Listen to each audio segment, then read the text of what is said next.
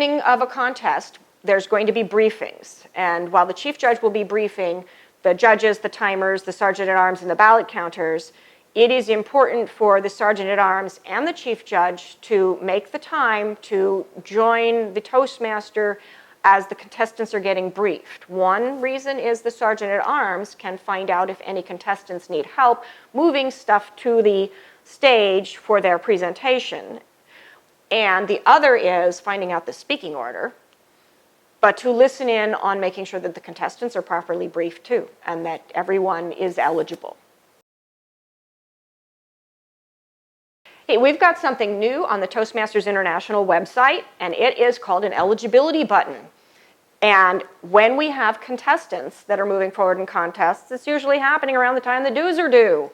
So it's very important that the contest chair click on that button to validate that the club members moving forward in the contests are members in good standing from clubs in good standing. This same also applies to the judges. A judge must be a member in good standing from a club in good standing. So whether it's the chief judge collecting the names of the judges who is pushing that button and validating, or whether it is the contest chair who's collected the names of the judges, they must be validated for eligibility. Contestants have to be run through, and the contest chair must do that. But for the judges, if the chief judge collects the names of the judges and recruits everyone and has the names, the chief judge needs to do it. If it's the contest chair collecting the judges for the chief judge, the contest chair needs to do it because they may not be getting the names of the judges to the chief judge in a timely manner.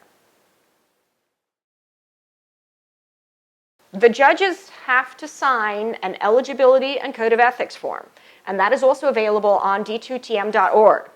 It contains information on eligibility, which is you have to be a paid member, and you have to have a minimum of 8 members paid in your club. And you have to have been a club member for 6 months. You can't just walk in and take on the role of judge.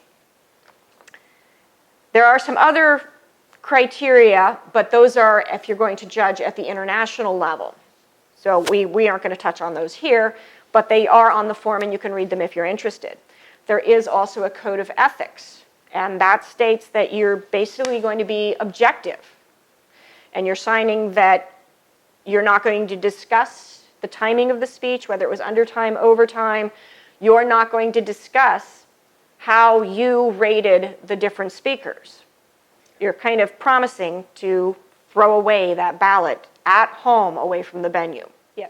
There is a possibility that if you are in a club with one of the contestants or have been in a club with one of the contestants in the past, know their speaking style very well, you would probably want to excuse yourself.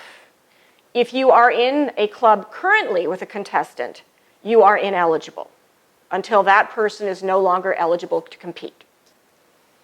But it is very important for the presumption of fairness that there be no ties to the speakers. It's kind of like being an NCAA official and knowing the coach and knowing the players and being related to one of the players. You're not supposed to take that assigned referee job.